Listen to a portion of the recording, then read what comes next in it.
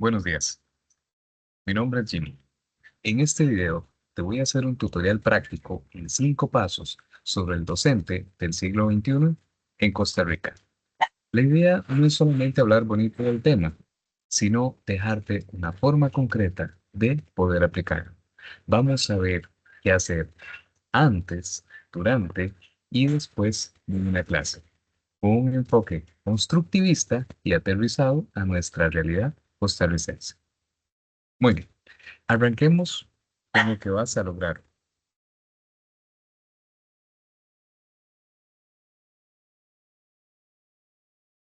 Hoy te vas a llevar 3 cosas claras. Lo primero, un plan de 5 pasos para transformar tu práctica sin enredarte. Segundo, checklist completos para no improvisar. El antes, durante y después de una clase. Y tercero, ejemplos listos para poder usar. O sea, no nos vamos a quedar solamente en la teoría, sino que vamos a ir a la acción. Mi intención es que al final puedas decir, ok, mañana mismo puedo empezar a aplicar esto. Por lo cual te lo voy a explicar como si fuera la receta de las galletas de la abuela, paso a paso.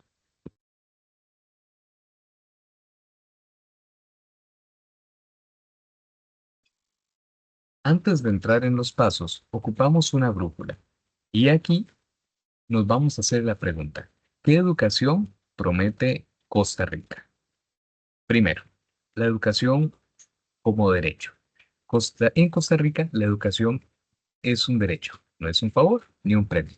Significa que el sistema debe garantizar acceso y oportunidades reales de aprendizaje. Como docente, esto nos obliga a ajustar estrategias para que todos puedan avanzar, independientemente de su contexto de partida. Segundo, formación integral.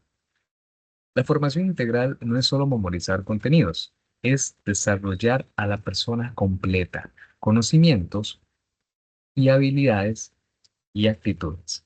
Incluye pensar, comunicarse, convivir, tomar decisiones y autorregularse. La meta es que el estudiante aprenda para la vida, no solamente para una prueba. Tercero, ciudadanía y valores. Ciudadanía y valores es formar personas críticas, responsables y comprometidas. No se trata de dar sermones, sino de práctica, respeto, diálogo, justicia, empatía y responsabilidad. En clase se ve cuando los estudiantes argumentan, escuchan, trabajan en equipo y deciden con criterio, no por presión. Y todo esto no sale de la nada. Está amarrado a la Ley 2160 y a la política educativa hacia el siglo XXI del MEP. Yo considero que como docentes, si no seguimos esta brújula, terminamos dando clases, digamos, como en piloto automático y perdemos el verdadero sentido de la educación.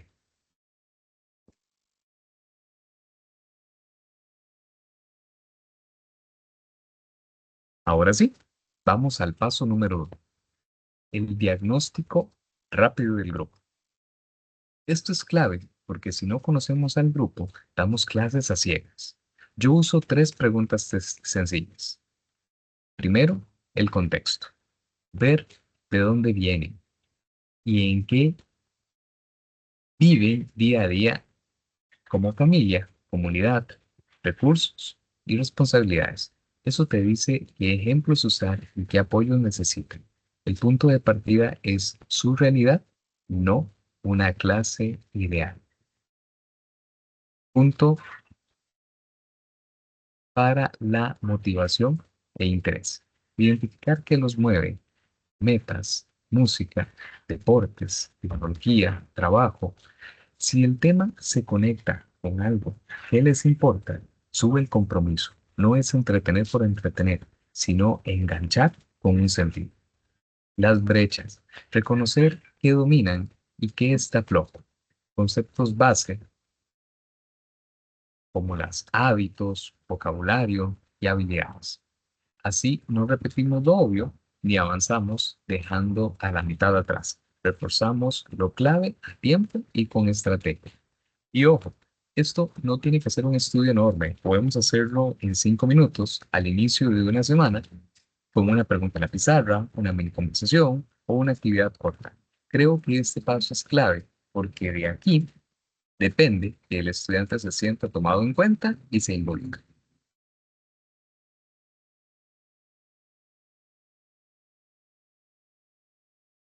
Con esto listo, vamos a pasar al paso número 2.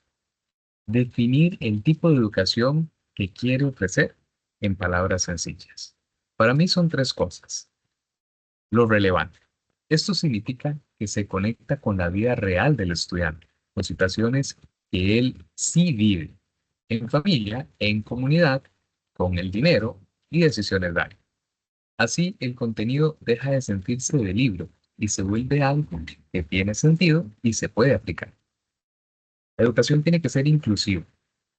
Esto significa que vamos a procurar que todos aprendan, no solamente los que entienden rápido, sino ajustando explicaciones, ejemplos y apoyos para distintos ritmos y formas de aprender, sin bajar la meta, sino cambiando el camino.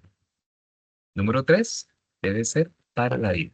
No se debe quedar en pasar un examen, sino buscar que el estudiante se lleve habilidades útiles, como pensar, comunicar, resolver problemas, trabajar con otros y tomar decisiones responsables adentro y fuera del aula. Una forma práctica de revisarlo es preguntar, ¿esto que enseño se conecta con la vida del estudiante? ¿Estoy dejando a alguien por fuera sin darme cuenta? ¿Esto le sirve para decidir mejor, convivir mejor y vivir mejor? Si la respuesta es sí, vamos bien. Si no, debemos ajustar, porque la idea no es culparse, sino mejorar.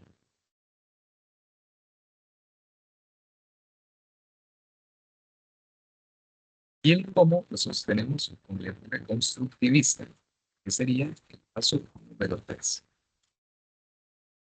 Aquí hay un cambio mental importante. En vez de solo ser expositor presente, se convierte en un mediador. Facilita la guía, con retos, hace preguntas y acompaña. El estudiante es protagonista. Eso significa que participa, explora, conecta lo nuevo a lo que ya vive, colabora. Paulo Freire, en su libro Pedagogía del Oprimido, habla de la concepción bancaria de la educación para criticar una enseñanza en la que el docente deposita información y el estudiante solo recibe y memoriza. Ahora en educación buscamos menos depósito de información y más construcción con sentido. Ahora sí, vamos a los checklists antes de la clase.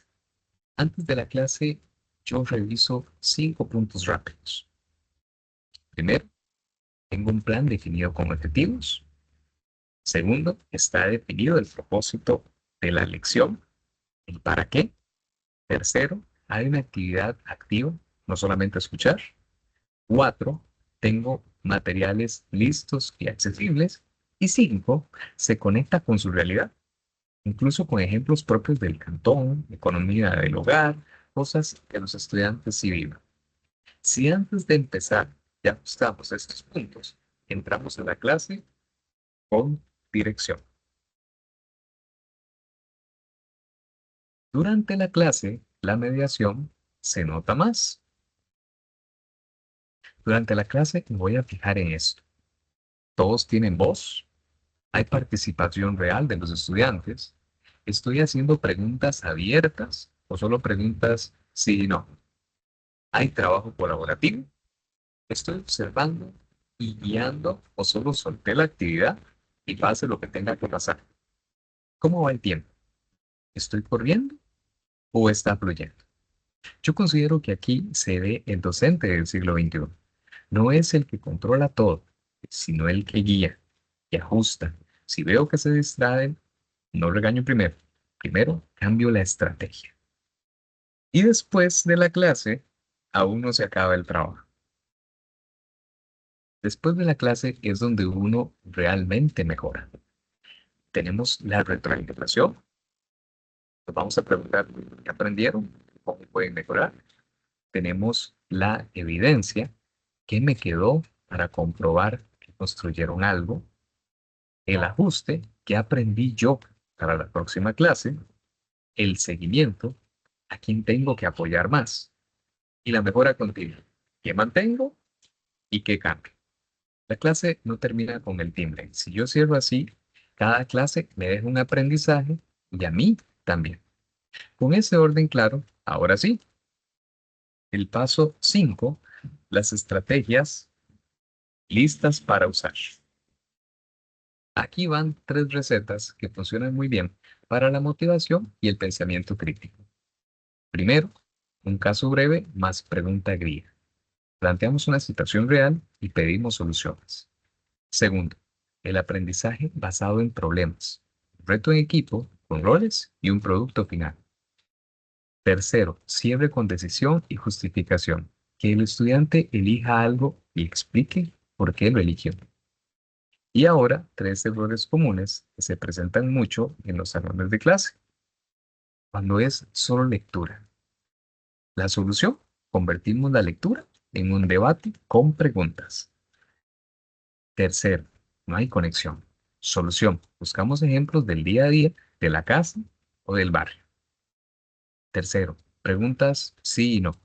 Solución, preguntamos por qué, qué harías, qué pasaría si. Creo que el secreto está en el cómo, porque contenido hay, pero mediación efectiva no siempre. A continuación, te muestro un ejemplo completo para que veamos cómo se aplica. Este ejemplo no es para dar finanzas por finanzas, es para mostrar cómo se ve el enfoque constructivista en la práctica, con una situación real. Situación. Un estudiante recibe 40.000 colones por semana y debe aportar 20.000 a la casa. Y de repente aparece un gasto imprevisto de 18.000 colones. Puede ser medicina o transporte.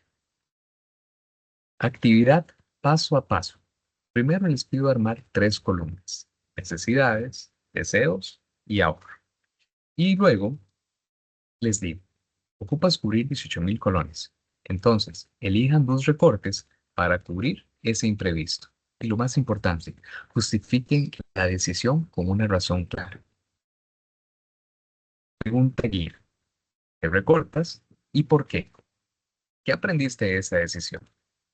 Finalmente, el cierre. Y para que no quede en solo una conversación, se acuerda una acción medible para el próximo mes. Por ejemplo, ahorrar 5.000 colones por semana. Esto desarrolla un pensamiento crítico, toma de decisiones y responsabilidad. Y además se conecta con la vida real del estudiante, por lo cual se cumple lo que buscamos. Educación para la vida con sentido. Ya para ir terminando, vamos a cerrar con 3 compromisos claros. Y yo me quiero quedar con 3 compromisos medibles como docente del siglo XXI.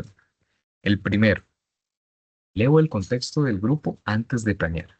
Ese es el paso 1. Uso al menos una estrategia activa por clase. Eso le vimos en el paso 5. Y cierro con un decisión y justificación, no solo con resumen. A mí me gusta mucho esta frase porque resume todo. El Internet informa, el docente forma. Y formar hoy en Costa Rica exige intención y coherencia. Finalmente, estas son las referencias que usé como base para el trabajo: la Ley 2160, la política educativa del MEP y aportes de Free y de Soto y Bernardino, que ayudan a sostener este enfoque desde el marco del curso. Muchas gracias por su atención y éxitos.